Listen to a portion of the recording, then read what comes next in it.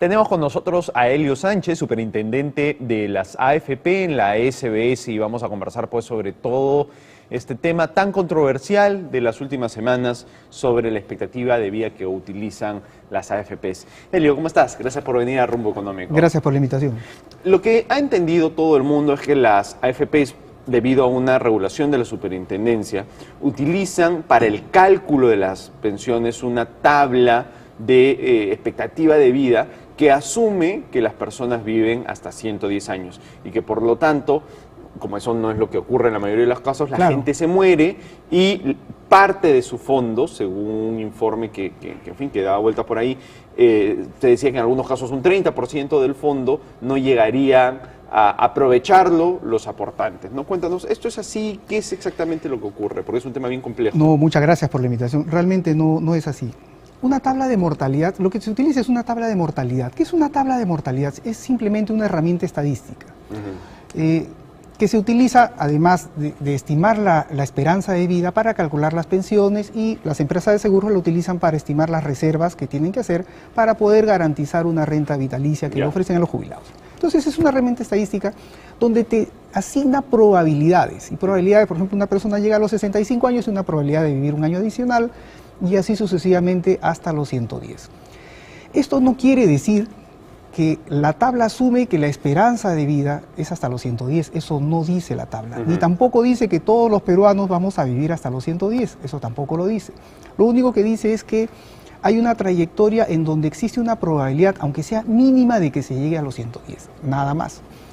Entonces, si nosotros estimamos la esperanza de vida, que ese es otro tema que ha sido discusión, se ha dicho, la esperanza de vida de Perú o de los peruanos es a los 71 años, cosa que, y lo que no se ha dicho es que es una esperanza de vida al nacer. Cuando se habla de esperanza de vida en materia de jubilación, uno la estima a los 65 años, es decir, a los 65 años una persona de género masculino vive hasta los 84. La mujer, así, acá en el Perú, como en cualquier otra parte del mundo, vive más que los hombres. Eso es algo ya comprobado en todas partes del mundo, ¿no? Ahora, y las tablas tienen esa tendencia. Ahora, las tablas, nuevamente, es un estándar que todas las tablas en todos los países llegan hasta los 110. Países como Brasil, Costa Rica lo tienen hasta los 115 años. Eso no quiere decir que allá vivan todos hasta los 115, ¿no? De ninguna manera. Entonces, es una herramienta estadística. ¿Qué quiere decir entonces? Que existe una cierta probabilidad de que se llegue a esa edad, pero mínima. Una persona teniendo 65 años, por ejemplo, tiene una probabilidad de 1.68% aproximadamente de llegar a los 100 años. Y entonces, ¿cómo se usa esa expectativa de vida a los 65 años? ¿Cómo influye en la determinación de la pensión? Excelente. Un tema que sí es importante. También se ha deslizado, digamos, la confusión de que si la tabla llega hasta 110, entonces yo jubilado digo, ajá, tengo mi fondo de pensiones, como la tabla llega hasta 110, voy a dividir entre 45 años y luego entre 12.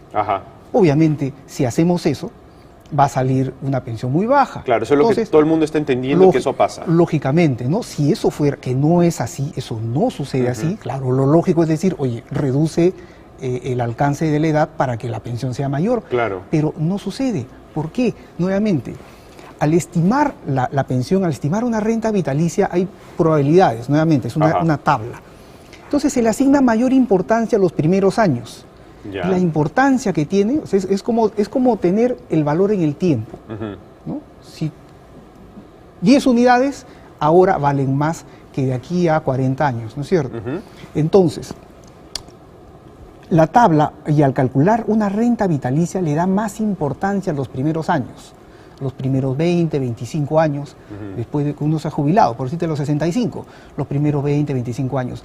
A medida que uno va avanzando en edad, si sigue vivo, entonces esa importancia de los años ya disminuye. Te cito un ejemplo. Supongamos que cortamos la tabla a 100 años. Por cada 1.000 soles de pensión, ¿sabes cuánto subiría la pensión por cortarla? ¿Cuánto? 8 centavos. Eso quiere decir que el tramo al final de la tabla es muy poco importante. Sin embargo, hay que considerarlo. ¿Por qué? Porque hemos visto, no podemos apreciarlo en el sistema privado porque todavía es joven, pero hemos visto, por ejemplo, que en el sistema nacional hay más de 500 personas que tienen más de 100 años, jubilados.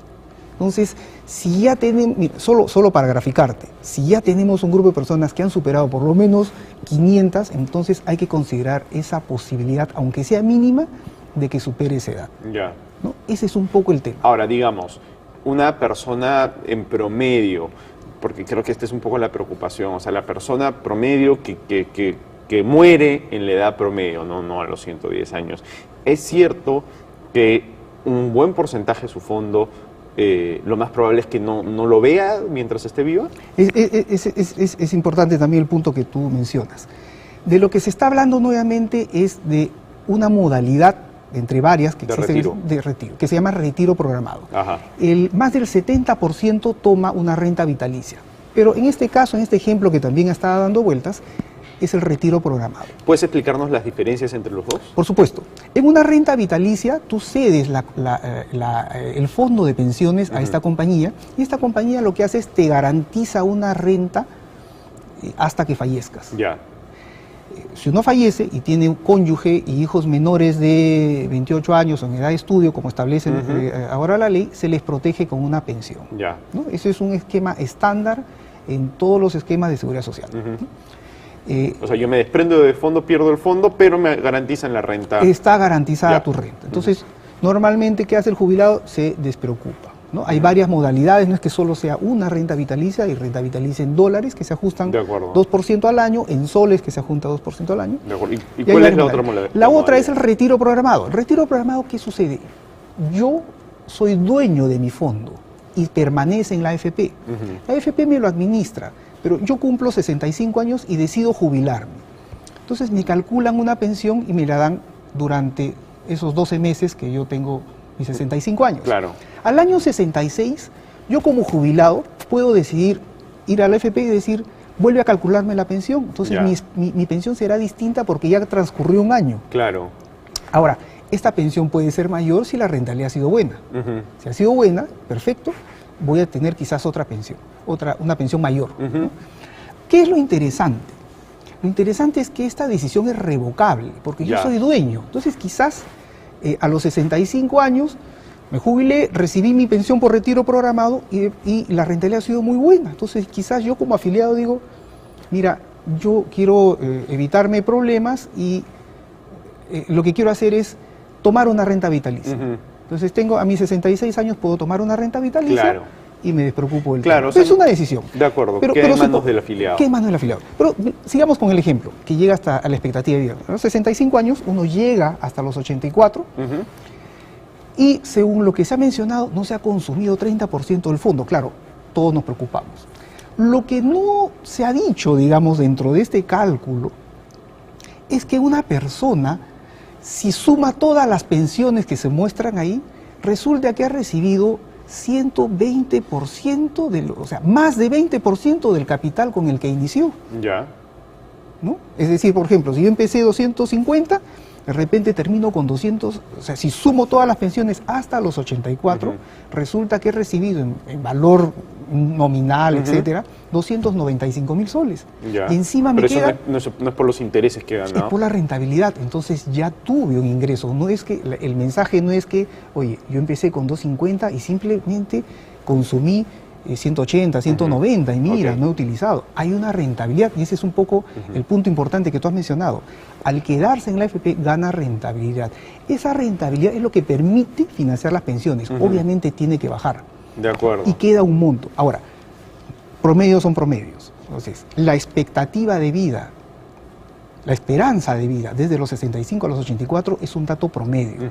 No significa que todos nos vamos a morir a esa edad.